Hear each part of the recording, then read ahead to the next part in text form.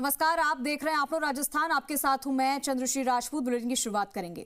शून्यकाल के साथ विधानसभा की कार्रवाई शुरू हुई। शाहपुरा विधायक मनीष यादव ने आरक्षण में रोस्टर का मामला उठाया। इसके साथ ही सदन में कई मुद्दों की गूंज सुनाई थी। दिखाते एक रिपोर्ट।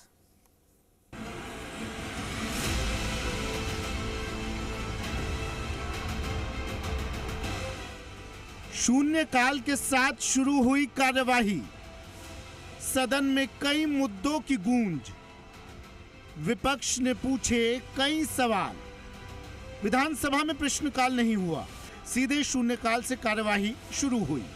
शून्यकाल में आरक्षण, स्टेट हाईवे, टोल हटाने, आवारा पशुओं और मौसमी बीमारियों सहित कई मुद्दे उठाए गए।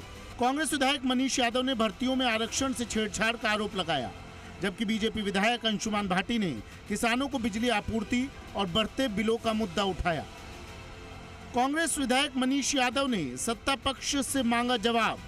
साल 1997 में आरक्षण रोस्टर लागू करने का प्रावधान, आरक्षण को सही तरीके से लागू नहीं किया जा रहा।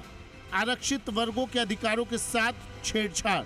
पिछले 2 सालों की भर्तियों में आरक्षण में भारी अनियमितताएं। 10,000 पदों की एलडीसी भर्ती में ओबीसी को 15% आरक्षण दिया गया। करीब 475 पद कम हो गए। वनपाल, महिला सुपरवाइजर भर्ती में एससी वर्ग का आरक्षण 0। सभी विभागों में रोस्टर रजिस्टर अनिवार्य रूप से लागू करने की मांग। भारत सरकार के डीओपीटी मंत्रालय ने जुलाई 1997 को रोस्टर रजिस्टर बनाने के लिए नियम बनाए। रोस्टर एक विधि है जिसके जरिए नौकरी में आरक्षण कैसे मिले इसको लागू किया जाता है और नियमानुसार लागू हो, इसको लेकर के ये सब्रवाल जो जजमेंट था वो आया था। लेकिन हमेशा से इसकी धज्जियां उड़ाई गई है, इसमें बेईमानी करी गई है और इसकी वजह से आज जो एससी, एसटी, ओबीसी, एमबीसी और ईडब्ल्यूएस वर्ग के जो बेरोजगार युवा हैं उनको नौकरी में जो उनको प्रतिनिधित्व मिलना चाहिए, सुनिश्चित होना चाहिए, वो सही नहीं मिल पा रहा है। इधर बीजेपी विधायक अंशुमान भाटी ने किसानों को 24 घंटे बिजली देने के सरकारी दावों पर सवाल उठाए।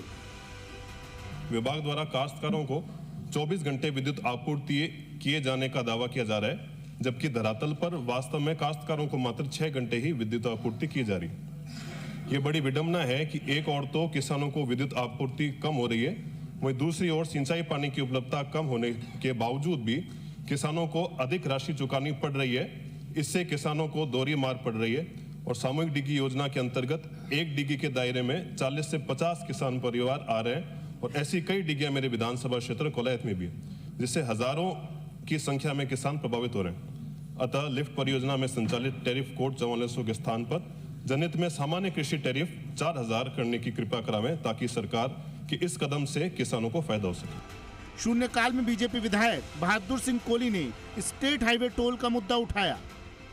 2 किलोमीटर पर छोकरवाड़ा टोल लगा हुआ है, उसके बाद में पथेना गांव पड़ता है, वो भी 4 किलोमीटर पड़ता है, वहां भी टोल लगा हुआ है, बूथ लगा हुआ है। तो माननीय अध्यक्ष महोदय, जो गांव के लोग हैं या कस्बा के लोग हैं, आए दिन इतरामपुरा पे झगड़ा होता है।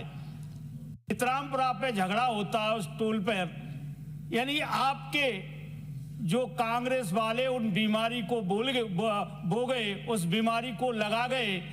मेरा आपके माध्यम से हमारी भजनलाल सरकार, हमारे मंत्री जी से निवेदन है, इस बीमारी को पूरे राजस्थान से भी खत्म किया जाए, टोल खत्म किए जाए जो स्टेट हाईवे पे और इतरामपुरा पे जो आपके 3 किलोमीटर पे और 4 किलोमीटर पर 4 बूथ हैं, उस बूथ में से इतरामपुरा को बूथ को खत्म किया जाए।